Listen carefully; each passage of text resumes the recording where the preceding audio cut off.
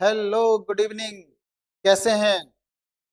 चलिए तो आज स्टार्ट करते हैं आपका थर्ड सेशन जेनेटिक्स का, जो आप लोग वन बाय वन करके अपने सारे प्रश्न को जवाब दिया और वन बाय वन करके आपने सारी बातों को अच्छे से जाना। तो चलिए, आपका आज का जो टॉपिक है, उस टॉपिक में आई थिंक आज यह क्लास चैप्टर का द एंड होने वाला है ना? क्योंकि इसमें आप जेनेटिक्स से रिलेटेड आपने बहुत सारी बातों को जाना, जिसमें F1 generation, F2 generation, F1 generation का जीनोटाइप फिनोटाइप रेशियो और F2 जनरेशन का जीनोटाइप फेनोटाइप रेशियो के बारे में आज पूरा क्लियर होने वाला है। और इस चैप्टर का सबसे लास्ट जो टॉपिक है सेक्स डिटर्मिनेशन, और इस डिटर्मिनेशन में लिंग निर्धारण किस प्रकार होता है, इसे आज हम लोग जानेंगे। तो चलिए सेशन को शुरू करते हैं। और इस सेशन में हमने आप लोग को F2 जनरेशन के बारे में पूरा विस्तार से बताया कि आखिर F2 जनरेशन किस प्रकार, F2 जनरेशन में किस प्रकार नई नई ये जो रेशियो आया 9:3:3:1, F2 जनरेशन का ये जो रेशियो आया 9:3:3:1, आज इसके बारे में पूरा विस्तार से जानेंगे। इसके पहले वाला जो रेशियो था 122, 412, 121, उसे ही मैंने अच्छा से बताया, लेकिन एक बार फिर आपको रिपीट में करता हूं, है ना? ये F2 जनरेशन का जो रेशियो है, F2 जनरेशन का जो रेशियो है, वह रेशियो को 1/1 करके जानेंगे। तो आप पहले से आपको मालूम है कि इस बीज में 4 बीज का निर्माण हुआ, 4 सीड हमने प्राप्त किया। ठीक है, पहला सीड, दूसरा सीड, तीसरा, चौथा, है ना? तो पहला सीड कौन सा था? याद कीजिए, पहला सीड कौन सा था? जो भी सीड है आपके सामने है। पहला सीड जो था कैपिटल आर और कैपिटल बाई। दूसरा जो सीड था कैपिटल आर स्मॉल बाई। तीसरा जो सीड था स्मॉल आर कैपिटल बाई। और चौथा जो सीड था स्मॉल आर और स्मॉल बाई। और इस तरीके से 4 रेशियो के साथ 4 कैरेक्टर को डाई हाइब्रिड में 4 सीड के साथ क्रॉस करके 16 क्वालिटी का डेवलपमेंट किया। तो अब ये जो 9 रेशियो आया, ये आया तो कैसे आया? आखिर ये रेशियो आया तो कैसे आया? तो चलिए आपको मैं फ्रेश एकदम शुरुआती दौर से बिल्कुल फ्रेश तरीके से मैं बताने जा रहा हूं, और इसे आप अच्छा से बिल्कुल एक तरीके से आप इसे जान ले, ताकि कभी आपके माइंड में मिसमैच नहीं हो, है ना? तो मैंने आपको बताया था कि टोटल क्रॉसिंग के बाद इसमें सीड की संख्या प्राप्त हुई। ठीक है, मेंडल जी ने जो डाई हाइब्रिड क्रॉस किए, उस डाई हाइब्रिड क्रॉस में मेंडल जी ने एक उस प्लांट से सारे सीड को एक जगह जमा किए, और जमा करने के क्रम में सारे सीड को काउंट करना शुरू किया, जिसमें सबसे मिनिमम सीड की जो संख्या थी, वह जो सीड है ना, मिनिमम सीड की संख्या 32 थी। कितना थी? 32, यानी कि ये सिकुड़ा हुआ सीड और कलर में कैसा था? ग्रीन। दूसरा जो सीड प्राप्त हुआ, इसकी संख्या 108। तीसरा सीड का जो प्राप्ति हुआ, इसकी भी संख्या 108 थी। और सबसे ज्यादा जो संख्या था, पहला नंबर सीड जो राउंड भी था और येलो कलर था, इस सीड की संख्या टोटल 320 थी। देखिए, क्योंकि रेशियो में क्या होता है ना, एवरेज लिखा जाता है, और इस एवरेज को ही काउंट करके रेशियो बनाया जाता है। तो एकदम सिंपल सी बात है। मेंडल जी ने 4 सीड को लिया डाई हाइब्रिड क्रॉस में। मेंडल जी ने 4 प्रकार के सीड को लिया डाई हाइब्रिड क्रॉस में। डाई हाइब्रिड बोलने का मतलब है गोलाकार और सिकुड़ा हुआ, यानी कि round and wrinkles. Second, yellow and green, यानी कि पीला और ग्रीन कलर का। और ये दोनों क्रॉस, यानी 2 क्वालिटी हुआ, और ये दोनों को क्रॉस करने की क्रिया डाई हाइब्रिड कहलाती है। और इस डाई हाइब्रिड में जीनोटाइप और फिनोटाइप का रेशियो निकालना रहता है। जिस तरह से F1 रेशियो मैंने निकाला, अब F2 रेशियो में, है ना, ये रेशियो का निर्माण कैसे हुआ, 9:3:3:1, बहुत ही सिंपल, बहुत ही आसान, है ना। इसमें आपने क्या देखा कि इस चारों सीड की क्वांटिटी को काउंट किया, जिसमें पहला जो सीड था उसकी संख्या 320, दूसरा सीड की जो संख्या थी 108, तीसरा सीड की जो संख्या थी इसकी भी 108, और सबसे अंतिम सीड की संख्या 32, सबसे कम सीड की संख्या 32, वो ब्रिंकल्स और ग्रीन कलर का। अब इसका एवरेज लिखा जाए, अगर मैं इसे 1 मानता हूं, है ना, तो ये कितना गुना ज्यादा है, तो मानिए ये 3 गुना ज्यादा है, इसीलिए इसकी जो रेशियो निकला 3, और ये भी 3 गुना ज्यादा है, अर्थात 3, और मैंने ये जो रेशियो लिखा, है ना, इसमें थोड़ा सा 312, मैंने 320 लिख डाला, है ना, इसका जो रेशियो था 312। अब देखिए, अब ये जो है 32 के अकॉर्डिंग ये कितना ज्यादा है, इसका रेशियो क्या आएगा, 9।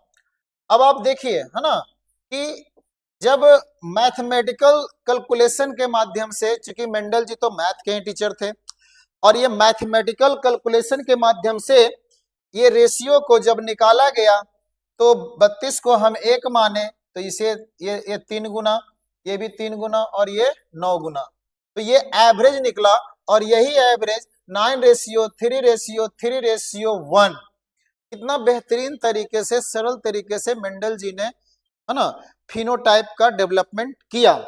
और यही नहीं, इसके पहले जो मैंने जीनोटाइप जो निकाला, है ना, जीनोटाइप का रेशियो कितना था, 122, 412 और 121, 122, 412 और 121, एक रेशियो ये निकला 122, 412 और 121, ठीक है, और एक रेशियो आया 9:3:3:1। तो आपने देखा कि किस तरह से ये दोनों रेशियो प्राप्त हुआ। अब इस रेशियो को आपने अच्छे से जाना, एक बार फिर से मैं इस रेशियो को मैं एक बार फिर से आपको मैं बता दूं, ताकि आपका कंसेप्ट हमेशा क्लियर रहे, क्योंकि होता क्या है ना कि पढ़ते पढ़ते आदमी भूल जाता है, तो इस भूलने की क्रिया को हमेशा के लिए खत्म करें और एक बार पुनः रिमेम्बर करें। रिमेम्बर करने की कोई जरूरत नहीं है, सिर्फ समझने की जरूरत है। तो मेंडल जी ने F2 जनरेशन के माध्यम से 2 रेशियो निकाला, एक जीनोटाइप और एक फिनोटाइप। अब देखिए,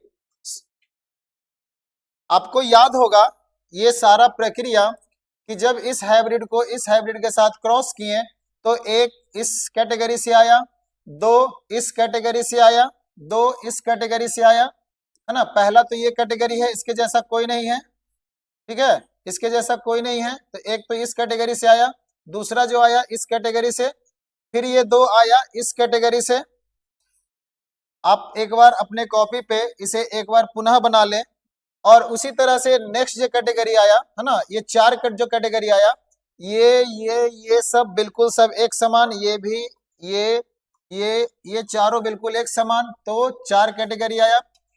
फिर ये बिल्कुल अलग, है ना, ये किसी से मैच नहीं करता है, तो ये एक, उसके बाद नेक्स्ट जो है ना, ये और ये बिल्कुल एक समान, तो 2, ये बिल्कुल अलग, ये बिल्कुल अलग, तो 1, और ये दोनों एक समान ट्रायंगल, है ना, ट्रायंगल ट्रायंगल दोनों एक समान हुआ, तो ये 2 और ये एक लास्ट में, है ना, ये और लास्ट में जो ये बना बिल्कुल अलग है ना, ये बिल्कुल अलग है। तो इस तरह से सभी की क्वालिटी को 1 by 1 करके मैंने आपको बताया, और इस तरह से 16 गुण का जीनोटाइप और फिनोटाइप आपने जाना।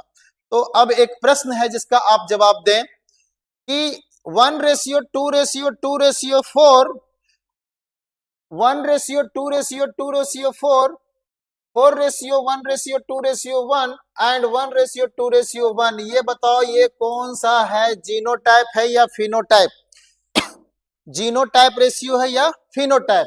और दूसरा, है ना, ये 9:3:3:1, ये कौन सा रेशियो है, जीनोटाइप या फिनोटाइप। यस, आप लोग पढ़ने वाले विद्यार्थी को पता है कि कौन सा जीनोटाइप है और कौन सा फिनोटाइप है।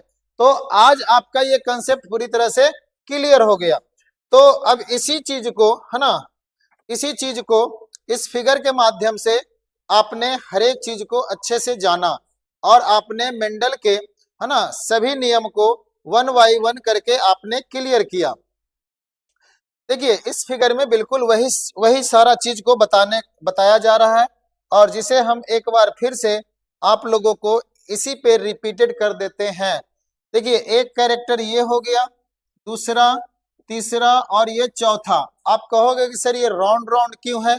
क्योंकि मटर का जो दाना का आकार होता है, शेप होता है, वो राउंड शेप का ही होता है, तो इस कारण इसे गोल गोल घेरा जाता है ना। तो 4 क्वालिटी इधर और 4 क्वालिटी, 4 प्रकार का सीड, है ना, दाएं, और 4 प्रकार का सीड इस तरफ, और ये दोनों गैमेट जो है ना, और इस गैमेट के साथ जब क्रॉस किया गया तो ये रेशियो आया, जिसमें एक रेशियो, है ना, 122, 412 और 121।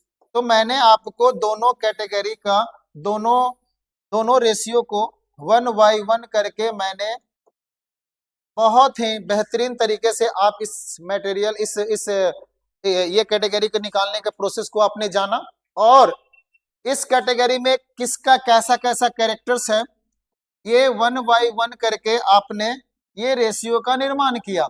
अर्थात 2 रेशियो आया, एक आया फिनोटाइप और एक आया जीनोटाइप। तो फिनोटाइप, ये चीज बहुत ही इंपॉर्टेंट है, फिनोटाइप का रेशियो क्या है और जीनोटाइप का रेशियो क्या है। तो हमेशा याद रखिएगा, फिनोटाइप का रेशियो 9:3:3:1 होता है। मैं बार बार एक ही चीज को बता रहा हूं, फिनोटाइप का रेशियो 9:3:3:1 और जीनोटाइप का रेशियो बड़ा वाला होता है, जीनोटाइप। ओके, अब ऐसा क्यों? क्योंकि जीनोटाइप में 1 बाय 1 कैरेक्टर को शो किया जाता है और फिनोटाइप में एकदम मोटा मोटी जो कैरेक्टर है वो शो होता है। कहने का मतलब है कि 9 जो है बिल्कुल अलग है, 3 जो है एक जैसा है, 3 जो है बिल्कुल एक जैसा और एक बिल्कुल अलग है। लेकिन इस कैरेक्टर में कौन कैसा है एक करके उसके बारे में लिखा जाता है, वो जीनोटाइप कहलाता है। आप देखिए F1 में जो हमने किया था इसमें भी 2 रेशियो निकाला था, याद कीजिए 1:2:1, 1:2:1 और एक ने निकाला था 3:1। अब बताओ कौन जीनोटाइप है और कौन सा फिनोटाइप है? यस, ये हो गया कौन सा और ये हो गया कौन सा? जल्दी से कमेंट करें और इस प्रश्न का जवाब आप देने का काम करें। पता है आप लोग को मालूम है ना। इस तरह से देखिए इसी कैटेगरी में ना उसका डेवलपमेंट हुआ। एक देखिए कैपिटल टी स्मॉल, अच्छा ये दूसरा चीज बताया है ना, ये भी क्लियर हो गया। हाँ ये देखो है ना, इस रेशियो में आप क्या देख रहे हैं, इस रेशियो में आपने क्या देखा कि कौन सा जीनोटाइप है और कौन सा फिनोटाइप है। चलिए तो अब आगे की कहानी को हम शुरू करते हैं। तो मेंडल जी ने टोटल 3 नियम दिए, 3 लॉज, है ना। द फर्स्ट लॉ क्या है? Mendel's law of dominance. पहला लॉ जो है ना, लॉ ऑफ डोमिनेंस। ये लॉ ऑफ डोमिनेंस क्या है? एकदम सिंपल सी बात है। लॉ ऑफ डोमिनेंस में यही बताया गया कि मेंडल जी ने टॉल प्लांट को लिया जिसे कैपिटल टी लिखा, और उसके साथ ड्रॉप प्लांट को स्मॉल टी के साथ जब क्रॉस किया तो मीडियम क्वालिटी का डेवलपमेंट हुआ।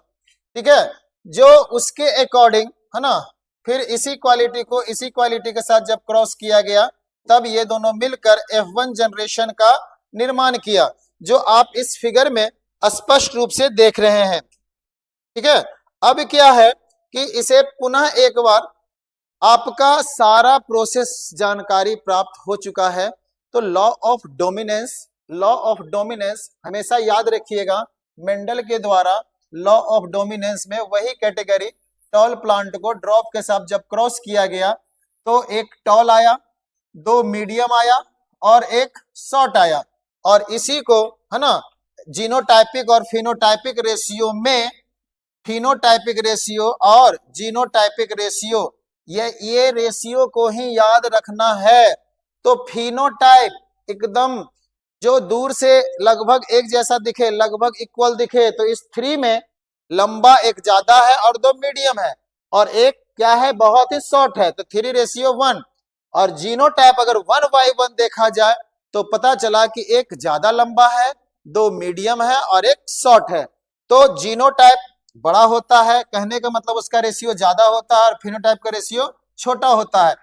यहीं पे अगर हम लिख दें है ना F2 जनरेशन का, तो ये 9:3:3:1 और इस F2 जनरेशन का है ना जीनोटाइप तो वही 122, 412 और 121। तो चलिए आज आपका टोटल मेंडल से related each and every problem are solve 1 by 1। चलिए आते हैं अब नेक्स्ट टॉपिक पे। इसके बाद का जो टॉपिक है उस टॉपिक का नाम है सेक्स डिटर्मिनेशन। सेक्स डिटर्मिनेशन का मतलब होता है लिंग निर्धारण, है ना। आपका जो नेक्स्ट टॉपिक है उस टॉपिक का नाम है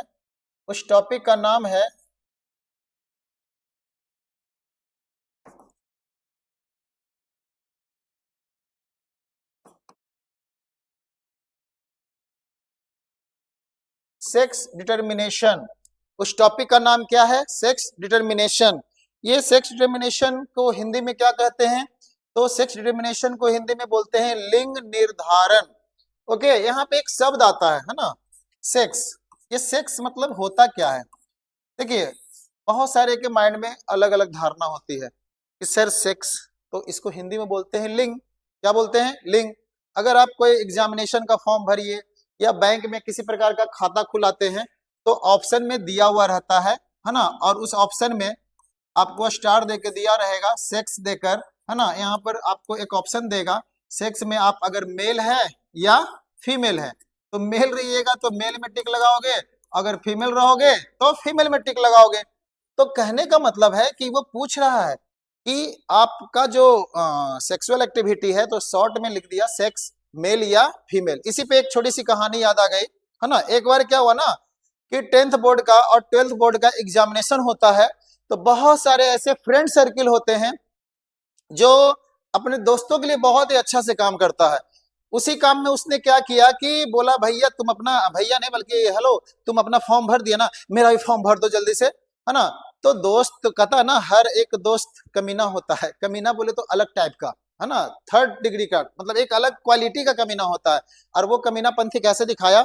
उसने क्या किया, सारा फॉर्म तो अच्छा से भर दिया, है ना, each and every column are very perfect, but जब सेक्स की बात आया, लिंग का जब बात आया, तो वो बेचारा लड़का था, है ना, और वो मेल में ना टिक लगाकर फीमेल में टिक लगा दिया और इसको क्रॉस कर दिया। मालूम उसका तो फॉर्म भरा गया, सारा चीज हो गया, और जब एग्जामिनेशन का जो सेंटर आया, पता है कहाँ गया? सारा स्टूडेंट का बॉयज में और वो स्पेशल लड़का का गर्ल्स में चला गया सेंटर। सिर्फ एक की नादानी से वो लड़का का जो दोस्त था, है ना, उसने मजाक में बहुत बड़ा मजाक कर दिया और लिंग में मेल के जगह पे फीमेल में टिक लगा दिया। जब फॉर्म भरने की बारी आई, नाम उसका था सुमन, है ना, सारा डेट ऑफ बर्थ फोटो वोटो कुछ नहीं देखता है, सिर्फ नाम से काम चलता है, और लिंग जैसे लिखा सेक्स में फीमेल लिखा, बस लड़की वाला खाता में चला गया। कहने का मतलब सेंटर जो कहाँ चला गया? लड़की वाला ब्रांच में। और वही वो एक ऐसा शख्स था जो 500 लड़कियों के बीच में एक अकेला वो लड़का बेचारा एग्जाम दिया, एग्जाम खाक अच्छा जाएगा, उसका हालत खराब हो गया। टोटल गर्ल्स उसको बहुत ही अलग अंदाज से देख रहा था। देखो ना रे, एक न्यू लड़का आया है जो फीमेल बन चुका है ना। बेचारे का एग्जाम तो चौपट हो गया, लेकिन जब रिजल्ट आया तो वो पास कर गया, मतलब फर्स्ट डिवीजन तो आया, लेकिन परसेंटेज अच्छा उसका नहीं आया। तो ये मजाक में बहुत बड़ी मजाक हो गया, है ना। तो अब प्रश्न आता है कि सर ये मेल और फीमेल का डिफरेंस होता कैसे है? कैसे कोई लड़का बन जाता है और कैसे कोई लड़की बन जाता है ना। कहने का मतलब है कि ये लिंग निर्धारण की क्रिया किस पे टिका हुआ है, यही तो जानना है। What is the sex determination? आखिर ये मतलब each and every part are equal, every bone are equal, every organs are equal, but some gland are so different to each other, then it can be one the male and the second is the female. आपने पढ़ा होगा reproduction, reproduction का एक खास gland होता है ना, जिसमें टेस्टिस मेल में पाया जाता है और ओवरी फीमेल में पाया जाता है, और यही टेस्टिस और ओवरी में अलग अलग हार्मोन का डेवलपमेंट होता है। तो आपको पता है कि मेल में टेस्टोस्टेरोन और फीमेल में दो हार्मोन है ना, वो है प्रोजेस्टेरोन और एस्ट्रोजन। तो बिल्कुल सही है। तो चलिए अब ये जो सेक्स डिटरमिनेशन को है 1/1 करके, है ना, 1/1 करके, 1 मिनट, हाँ 1/1 करके आपका कंसेप्ट क्लियर कर देते हैं। तो चलिए जेंडर में देखा जाए तो जेंडर दो प्रकार के होते हैं, ठीक है। एक होता है मेल, ठीक है, एक क्या होता है, मेल, और एक होता है फीमेल। एक होता है मेल और एक होता है फीमेल। सर ये तो पता है, एक होता है मेल और एक होता है फीमेल। तो अब बताओ कि कौन से ऐसे जेंडर हैं जिसमें दोनों क्वालिटी होता है, वो आधा मेल भी होता है और आधा फीमेल भी होता है, तो उसे बोलते हैं ट्रांसजेंडर। क्या बोलते हैं, ट्रांसजेंडर। तो आज मैं टोटल का बात करने वाला हूं, है ना, कि जेंडर में मेल और फीमेल तो होता ही है और एक होता है ट्रांसजेंडर, और इस ट्रांसजेंडर को हम लोग लोकल भाषा में किन्नर कहते हैं, और कुछ तो उसे छक्का बोलते हैं, ठीक है, क्रिकेट वाला छक्का नहीं, है ना, कि उधर से बॉल आया मारा चौका और गया छक्का, वो छक्का नहीं, वो जो ट्रेन पे कभी कभी आप लोग को भेंट हुआ होगा, है ना। तो खैर उसके बारे में बात करेंगे कि वो उसके साथ कैसा बिहेव करना है। पहले जान लेते हैं कि वो जो जेंडर जो बदलता है तो उसमें क्या क्या मतलब कैसे कोई मेल बन जाता है और कैसे कोई फीमेल बन जाता है। तो चलिए शुरू करते हैं। आपको पता है रिप्रोडक्शन हम लोग पढ़े थे, है ना, उसमें सेक्स डिटरमिनेशन के माध्यम से आज हम लोग जानते हैं, है ना, कि मेल को तीर के निशान के साथ और फीमेल को, है ना, प्लस के निशान के साथ जानते हैं। आपको पता है कि मेल में एक स्पेशल सेल्स का डेवलपमेंट होता है ना, और वो सेल को गैमेट फॉर्मेशन कहते हैं, और उसी गैमेट में मेल में स्पर्म और फीमेल में ओवम। अब देखिए वो जो स्पर्म और ओवम बना, वो जो स्पर्म, ठीक है, और फीमेल में जो ओवम बना, ये दोनों जो है ना, ये दोनों जो सेल है, ये सेल बिल्कुल अलग टाइप का सेल है। किस तरह से अलग टाइप का सेल है, इसमें नंबर ऑफ क्रोमोजोम की जो संख्या होती है वो 23 होती है। कितना कितना होता है, 23। इसमें क्रोमोजोम का जो संख्या होता है 23 होता है, और ओवम में भी क्रोमोजोम की संख्या कितना होता है, 23। अब यहाँ पे बात है कि 23 ऐसे सेल को बोला जाता है हैप्लॉइड सेल। क्या बोला जाता है, हैप्लॉइड। और जिसमें क्रोमोजोम की संख्या 46 होती है उसे बोला जाता है डिप्लॉइड सेल। तो चलिए एक बहुत ही बेहतरीन तरीके से आपको बताया जाए ताकि किसी तरह का कोई कंफ्यूजन नहीं हो, ठीक है। तो चलिए हम स्टार्ट करते हैं। मेल, है ना, मेल और फीमेल की मैं बात कर रहा हूं, ठीक है, मेल और फीमेल की मैं बात कर रहा हूं, ठीक है।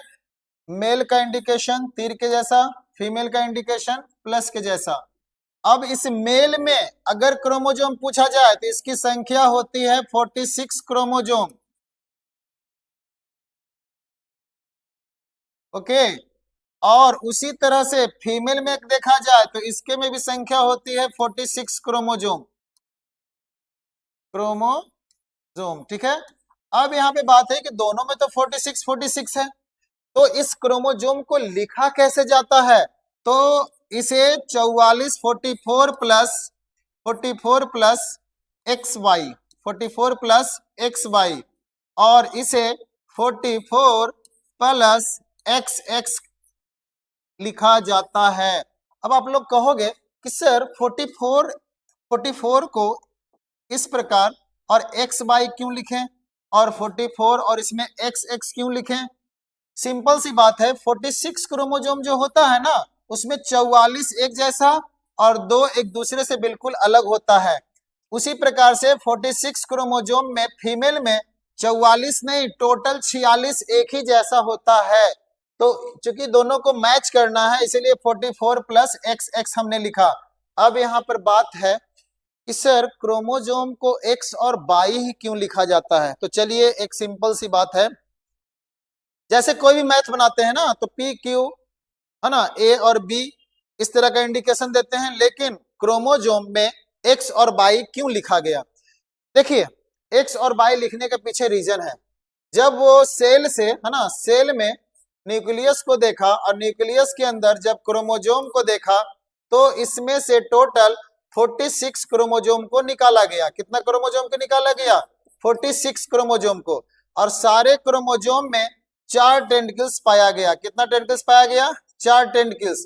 तो ये जो था फीमेल का था, ये जो था सेल किसका था? फीमेल का। तो टोटल के टोटल 46 क्रोमोजोम में 4 टेंटिकल्स पाया गया। लेकिन वही जब मेल में देखा गया, मेल में जब देखा गया मेल के सेल में है ना, तो इसमें जो न्यूक्लियस के अंदर जो क्रोमोजोम पाया गया, इसमें से उस क्रोमोजोम में है ना कुछ 4 टेंटिकल्स का और कुछ कैसा था? 3 टेंटिकल्स का था। तो आप देखो 4 टेंटिकल वाला का जो स्ट्रक्चर है एक्स के जैसा लगता है ना, तो इसीलिए इसमें एक्स एक्स लिखा गया। टोटल का टोटल 46, टोटल का टोटल एक्स, और इसमें है ना एक एक्स के जैसा और दूसरा बाई के जैसा दिखा। तो स्वाभाविक है कि जो बाई है उसको अलग लिखेंगे। तो 44 एक जैसा और 2 को क्या किया? एक्स और बाई करके लिखा गया। तो आपका कंसेप्ट क्लियर हो चुका है कि कैसे एक्स बना और कैसे बाई बना। चलिए तो आगे का कार्यक्रम शुरू करते हैं। अब देखिए जब एडेलोसेंस का एज आता है ना, और इस क्रम में रिप्रोडक्शन के माध्यम से है ना जब देने की बारी आती है क्रोमोजोम है ना, तो हमने इसके पहले ही बताया कि स्पर्म और ओवम हैप्लॉइड सेल होता है और हैप्लॉइड में क्रोमोजोम की संख्या 23 होती है। अब इस 23 को लिखेंगे कैसे? तो 22 प्लस एक्स या 22 प्लस वाई। ठीक है, इसमें भी वही करेंगे 22 प्लस एक्स, और इसमें तो सारा एक्स ही है तो सेकंड भी क्या लिखाएगा? 22 प्लस एक्स। अब क्या हुआ है ना कि स्पर्म और ओवम के माध्यम से जब क्रोमोजोम का डिस्ट्रीब्यूट होता है तो पहला जो रिएक्शन में है ना अगर वो एक्स दिया और दूसरा रिएक्शन में अगर वो वाई दिया तो क्या रिजल्ट आएगा। इधर की बात करते हैं, फीमेल में पहला रिएक्शन हो चाहे दूसरा रिएक्शन हो, ऑलवेज वो एक्स ही देगी। सॉरी, क्यों?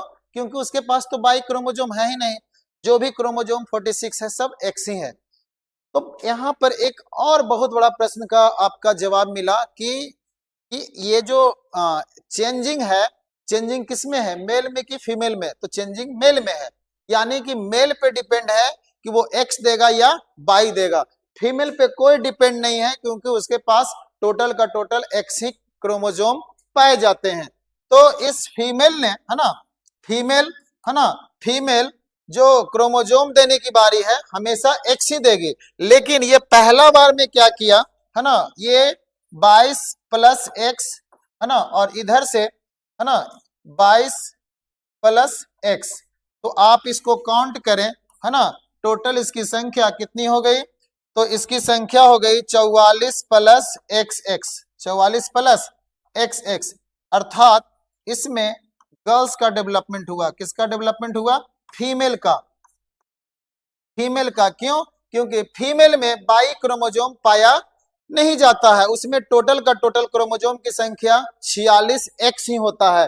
तो जब पिता मेल एक्स दिया और फीमेल तो हमेशा एक्स ही देगा, तो एक्स एक्स मिलने से गर्ल्स का डेवलपमेंट हुआ, यानी कि सेक्स डिटरमिनेशन में पहला जनरेशन लड़की आया, पहला जनरेशन क्या आया? गर्ल्स आया। ठीक है, चलिए अब सेकंड जनरेशन की मैं बात करता हूं है ना। ये तो हो गया पहला जनरेशन। सेकंड जनरेशन में क्या किया है ना, सेकंड जनरेशन में मेल ने बाई क्रोमोजोम दिया। उसके बाद जब इसकी बारी आई तो इसके पास तो बाई है ही नहीं, जब भी देगी तो एक्स देगी, तो 22 प्लस एक्स। तो इस तरह से इसका जो जनरेशन आया 44 प्लस एक्स बाई, और ये एक्स बाई के कारण है ना यहाँ पर किसका डेवलपमेंट हुआ? बॉय का। किसका डेवलपमेंट हुआ? बॉय का, यानी कि मेल का डेवलपमेंट हुआ। किसका डेवलपमेंट हुआ? मेल का। इसी जगह से ये जो टॉपिक का जो मेन वर्क है आपका क्लियर हो गया।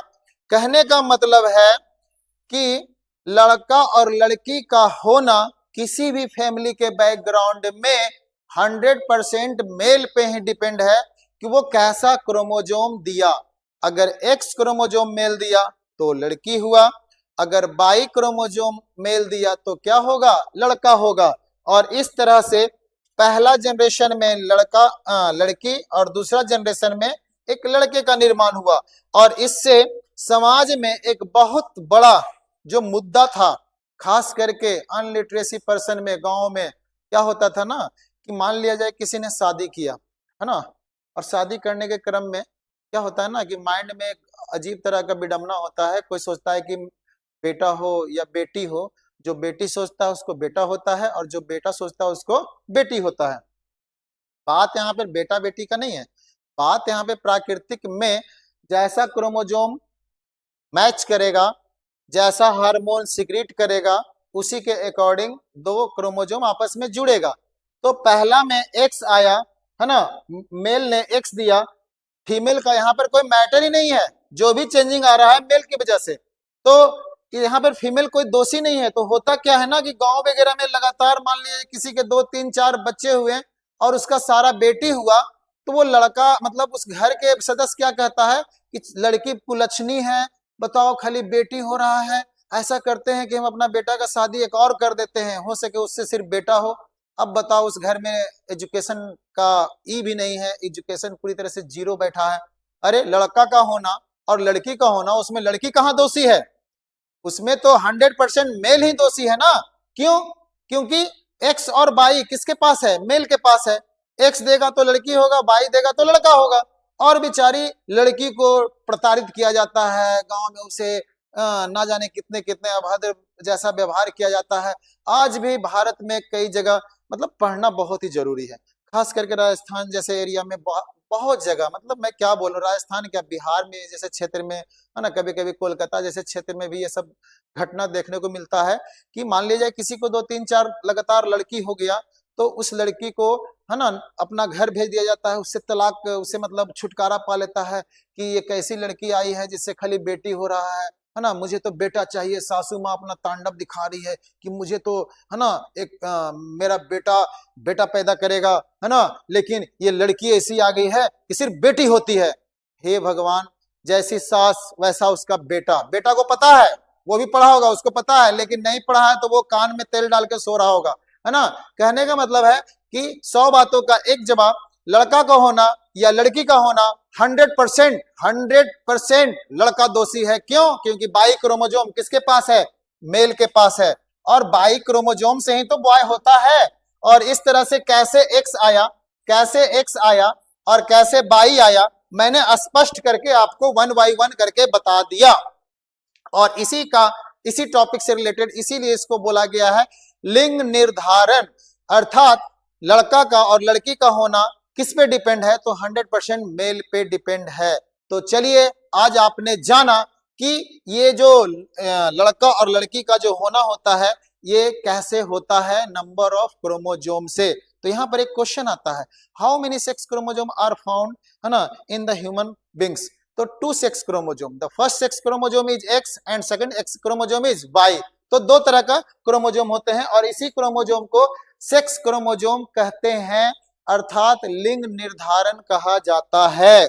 चलिए, तो आपका जो नेक्स्ट टॉपिक है, जो आपको बहुत देर से इंतजार था है ना कि सर बताया जाए, कि मेल तो आपने बता दिया, फीमेल कैसे होता है ये भी आपने बता दिया, लड़का का होना लड़की का होना आपने बता दिया। अब बताया जाए कि जेंडर में ट्रांसजेंडर कैसे होता है।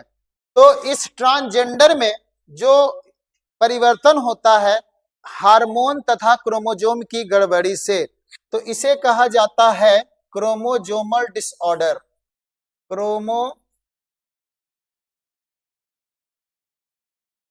Chromosomal disorder, okay, chromosomal disorder. Disorder का मतलब होता है बीमारी। कहने का मतलब है गुणसूत्र की गड़बड़ी, गुणसूत्र की गड़बड़ी। तो गुणसूत्र बोले तो क्रोमोजोम, क्रोमोजोम बोले तो दो ही तरह का तो क्रोमोजोम होता है ना। पहला क्रोमोजोम जो होता है एक्स क्रोमोजोम, एक्स क्रोमोजोम। दूसरा क्रोमोजोम जो होता है वाई क्रोमोजोम।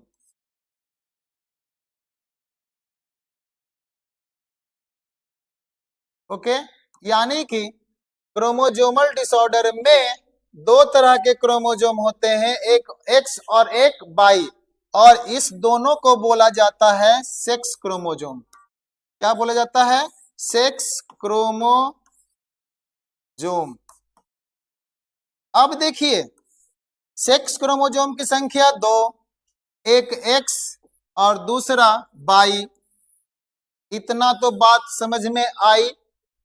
अब यहां पर है कि ट्रांसजेंडर की क्रिया कैसे होता है। ट्रांसजेंडर की क्रिया क्रोमोजोम की गड़बड़ी से होता है। क्रोमोजोम की गड़बड़ी में क्या होता है तो आपको हम पहले ही बताएं कि 44 प्लस एक्स एक्स मिलेगा, 44 प्लस एक्स एक्स मिलेगा तो फीमेल का डेवलपमेंट होगा अर्थात गर्ल्स, है ना। 44 प्लस एक्स वाई का मिलेगा तो यहां पर मेल का निर्माण होगा जिसको बोलेंगे बॉय। तो ये तो आपका कंसेप्ट क्लियर हो गया कि बॉयज कैसे आया और गर्ल्स का डेवलपमेंट कैसे आया। अब आइए तीसरा जिसको बोला गया है ट्रांसजेंडर। तो चलिए, आप लोग तो बहुत ही बेसब्री से तैयार होंगे, सर जल्दी बताइए ट्रांसजेंडर होता कैसे है ना, कि ट्रांसजेंडर का जो क्रिया होती है ये कैसे होती है। तो आपने क्लियर स्पष्ट रूप से जाना कि मेल और फीमेल का डेवलपमेंट कैसे हुआ। तो चलिए अब स्पेशल फोकस ट्रांसजेंडर पे करते हैं, है ना। ट्रांसजेंडर की जो क्रिया हुआ, इसका जो ट्रांसजेंडर का जो प्रोसेस है ये आखिर डेवलप कैसे होता है। तो देखिए, 44 क्रोमोजोम तो सबका इक्वल है, ठीक है। जो भी गड़बड़ी होती है ना, गड़बड़ी जो 44 क्रोमोजोम के बाद होता है। अब यहाँ पर एक छोटी सी मैं कहानी बताने जा रहा हूँ, इस कहानी को थोड़ा सा ध्यान से सुनिएगा। देखिए, कहानी में क्या है कि आपने एक क्रिस मूवी देखा होगा, उसके पहले आपने एक मूवी देखा होगा कोई मिल गया। उसमें क्या हुआ कि रेखा जो हीरोइन थी, है ना, किसी कारण बस एक्सीडेंटल कारण बस, है ना, प्रेगनेंसी फॉर्म के पहले ही, है ना, क्रोमोजोम में थोड़ी सी गड़बड़ी के कारण, है ना, एक एक परफेक्ट व्यक्ति का जो निर्माण होता है 46 क्रोमोजोम से होता है। लेकिन, है ना, इसमें ऋतिक रोशन में क्या दिखाया गया कि 46 क्रोमोजोम में 45 क्रोमोजोम प्लस हाफ, यानी 45.5 क्रोमोजोम, यानी 46 क्रोमोजोम में से हाफ क्रोमोजोम किसी कारण बस डिसऑर्डर में चला गया, यानी कि पूरी तरह से वो डेवलप नहीं कर पाया। यानी 46 क्रोमोजोम में एक परफेक्ट मैन होता है, एक मेल होता है और एक फीमेल होता है, लेकिन किसी तरह के क्रोमोजोम की गड़बड़ी के कारण आधा क्रोमोजोम डैमेज हो गया, और उस डैमेज होने के कारण ऋतिक रोशन के अंदर कितना क्रोमोजोम बना? 45 प्लस हाफ, यानी कि 45.5। इसके कारण वो पूरे मूवी में आपने क्या देखा होगा कि वो 22 साल का नवयुवक हो जाने के बाद भी बिल्कुल बच्चा जैसा एक्टिविटी करता है। माँ माँ माँ, मैं बॉर्नवीटा पीऊंगा माँ, है ना। तो ऐसा क्यों? वैसा उस बच्चे में ऐसा आया क्यों? क्योंकि क्रोमोजोम की गड़बड़ी हो गई। देखिए, वहां पर स्पष्ट रूप से क्रोमोजोम परफेक्ट था, 46 क्रोमोजोम क्या था? परफेक्ट था। लेकिन आधा क्रोमोजोम किसी के कारण बस, केमिकल के कारण बस, एक्सीडेंटल के कारण बस, है ना, वो डिसऑर्डर में चला गया, जिसके कारण 45.5 क्रोमोजोम में एक लड़के के रूप में वो डेवलप किया, अर्थात उसमें 44 क्रोमोजोम तो था ही, है ना, प्लस एक्स वाई भी था। लेकिन इसी क्रोमोजोम 44 क्रोमोजोम में किसी तरह के गड़बड़ी के कारण कितना हो गया? 45.5। और इस तरह से वो पूरी लाइफ बच्चा जैसा बिहेव कर रहा था। वो फिल्म जगत अलग दुनिया है कि एलियन आया, उसके ब्रेन को ठीक कर दिया और इट्स मैजिक करके गाना गाना शुरू कर दिया। तो चलिए अब बताते हैं कि ट्रांसजेंडर की क्रिया में क्या होता है। देखो, ट्रांसजेंडर की क्रिया में, है ना, 44 क्रोमोजोम तो इक्वल ही होता है, लेकिन लास्ट वाला जो दो क्रोमोजोम है एक्स और वाई, और एक्स और एक्स, ठीक है, इसी में एक क्रोमोजोम की संख्या बढ़ जाती है ना। और कौन सा क्रोमोजोम बढ़ती है उसके कारण अलग अलग एक्टिविटी होना शुरू हो जाता है। तो देखिए, पहला 44 chromosome, plus X X Y, यानी कि इसमें 47 क्रोमोजोम हो गया। कितना हो गया? 47। उसी तरह से second 44 plus X Y Y, इसमें भी 47 क्रोमोजोम का डेवलपमेंट हुआ। और उसी तरह से 44 प्लस एक्स एक्स और एक्स, है ना। तो इस तरह से इसमें भी 47 क्रोमोजोम डेवलप किया। अब आपको मैं बता दूं कि ट्रांसजेंडर जो होते हैं एक प्रकार का नहीं होता है, बल्कि ट्रांसजेंडर 3 प्रकार का होता है ना। ट्रांसजेंडर कितने प्रकार के होते हैं? 3 प्रकार का, जिसमें क्रोमोजोम के जो संख्या होती है ना, एक दूसरे से क्या होता है? बिल्कुल अलग अलग होता है। अब यहां पर देखो, ठीक है, अब यहां पे आप देखिए कि ट्रांसजेंडर में क्या होता है ना। एक बनता है मेल ट्रांसजेंडर, एक बनता है मेल ट्रांसजेंडर,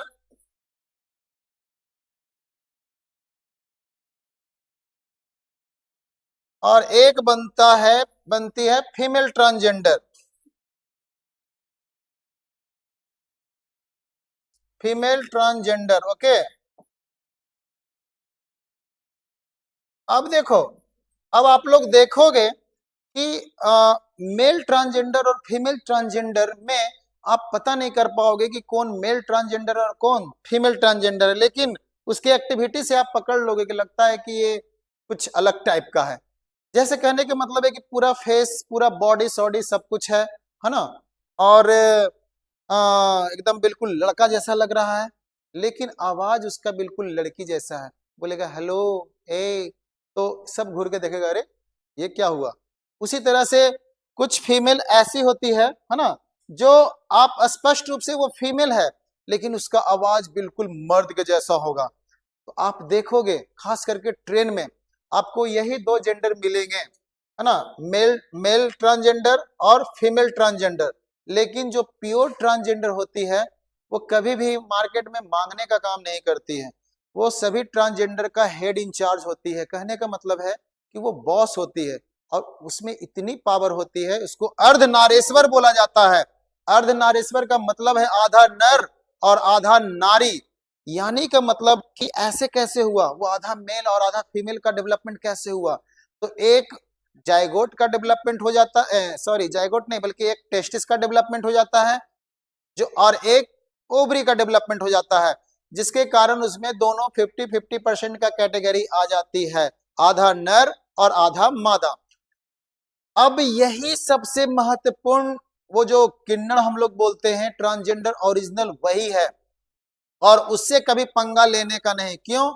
उसके जो मतलब अगर गलती से वो कुछ मुंह से बोल दी तो लाइफ में बहुत ही मतलब अच्छा बोली तो लाइफ में बहुत ही अच्छा होने वाला है, अगर बुरा बोल दिया तो लाइफ बहुत बुरा होने वाला है। जैसा मुझे पता है, मतलब एक छोटी सी कहानी मैं यहाँ पे कहना चाहता हूँ कि आप खेसारी लाल यादव के बारे में आप लोग सुने होंगे, है ना। वो जब अपने गांव से जब शहर की ओर गया था, जब कमाने के लिए, गांव के हालात को देखते हुए जब वो अपने नया लाइफ जो शुरू किया, तो स्टार्टिंग में वो खास करके जैसा मुझे जानकारी है, एक बार खुद इंटरव्यू के माध्यम से खेसारी लाल यादव बताए थे, है ना, कि मेरी जो बचपन का जो स्थिति था बहुत ही दयनीय था, है ना, लेकिन उससे हम हटना चाहते थे, मैं एक अलग लाइफ जीना चाहता था। लेकिन कोई भी जब शहर की ओर भागता है तो उसके साथ तो कोई सपोर्ट नहीं करता है ना, जो भी करना है खुद करना है, ठीक है। तो उसने क्या किया कि पटना के मीठापुर क्षेत्र में, है ना, वो स्टेशन पे बैठ के सोच रहा था कि आखिर क्या करे, है ना। तो उसी बीच में बहुत सारे किन्नर, मीठापुर का एरिया में किन्नर बहुत सारे लोग रहते हैं। तो वो किन्नर लोग क्या किया, डांस कर रहा था और लोगों से पैसा मांग रहा था। तो ये जो था ना, ये बजाता बहुत अच्छा था, मतलब ढोलक वगैरह या कुछ भी, और बीच में डांस वगैरह करना शुरू कर दिया। तो किन्नर को अच्छा लगा कि चलो तुम आओ मेरे साथ रहो। बेचारा गलत काम तो नहीं किया, है ना। 3 टाइम भूख लगता है, अपना भोजन को पूरा करने के लिए उन लोग के साथ साथ में ढोलक बजाना, नाचना गाना, ऐसे करते करते करते करते इसके आने से उसका इनकम बढ़ गया। क्या होता है ना कि ढोलक भी बजाना, डांस भी करना थोड़ा टफ वर्क हो जाता है उन किन्नरों के लिए। जब इसने गाना बजाना शुरू कर दिया, है ना, तो किन्नर लोग के बीच में, है ना, इसको बोला, अरे खेसारी तुम्हारा नाम क्या है? तो बोला मेरा नाम है खेसारी लाल यादव। तो बोला कोई बात नहीं, तुम साथ में रहो, लेकिन तुम साथ में रहते हो ना, तो तुम तो लड़का हो, अच्छा नहीं लगता है। तो आप देखिएगा कोई कोई गाना में वो क्या है ना कि पल्लू को लपेट कर, है ना, ढोलक वगैरह बजाया है।